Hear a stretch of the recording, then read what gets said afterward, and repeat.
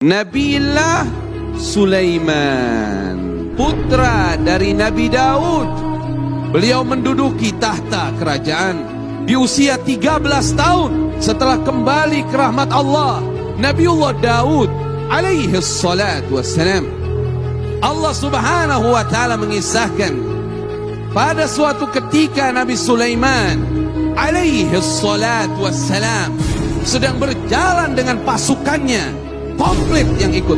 Ada dari bangsa jin, ada dari manusia, ada juga dari bangsa burung.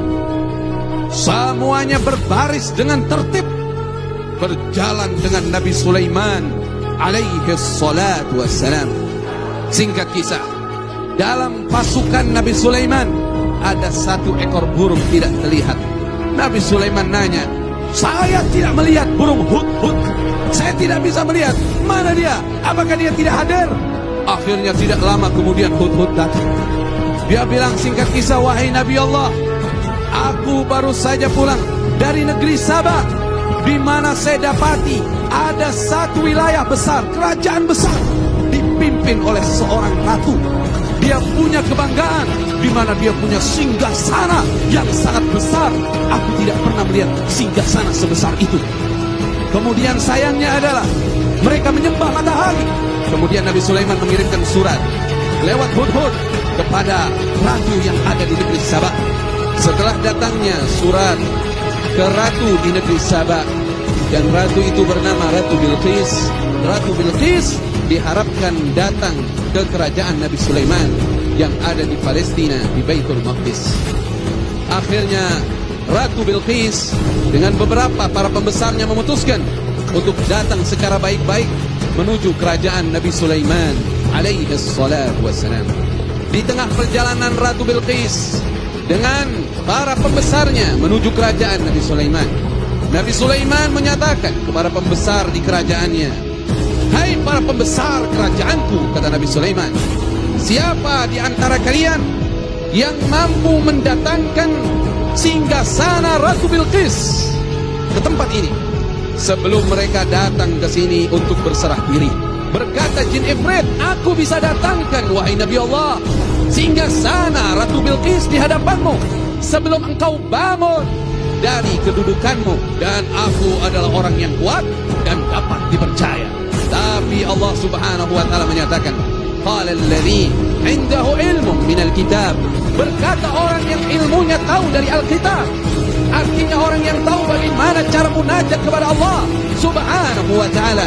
"Aku bisa datangkan, wahai Nabi Allah, singgasana Ratu Bilqis sebelum berkedip matamu." Maka langsung singgasana itu ada. Orang soleh ini kalau saya baca di tafsir, ada yang mengatakan namanya adalah Asif bin Barkhiyah. Dia adalah salah seorang murid dekatnya Nabi Sulaiman alaihi salatu wassalam.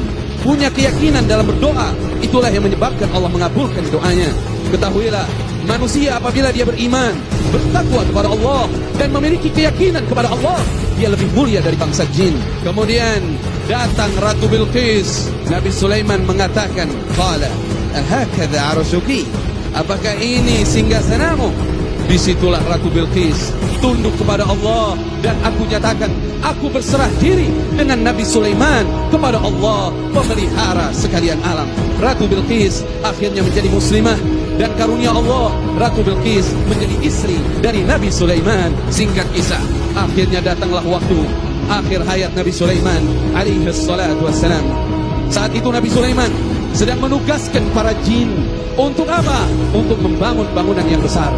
Ketika itu Nabi Sulaiman alaihi salatu wassalam bersender di tongkatnya, seperti halnya beliau sedang berzikir, salat menghadap Allah subhanahu wa ta'ala. Ketika itu apa yang terjadi?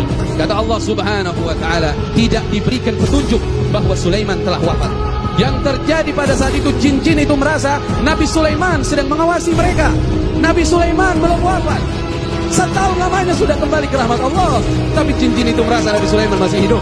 Setelah itu jatuh Nabi Sulaiman karena tongkatnya dimakan rayap. Setelah tersungkur, tabayyanatil jin, maka jin jelas dia tahu, oh, Sulaiman sudah wafat. Disinilah Allah subhanahu wa ta'ala menyatakan kepada kita semua sebagai pelajaran, "Allau kanu ya'lamuna al-ghaib." Sekiranya jin-jin itu tahu yang gaib, maka dia semestinya tahu. Nabi Sulaiman sudah wafat, ternyata bangsa jin tidak tahu hal yang gaib kecuali apa yang diberitahukan oleh Allah Subhanahu wa ta'ala.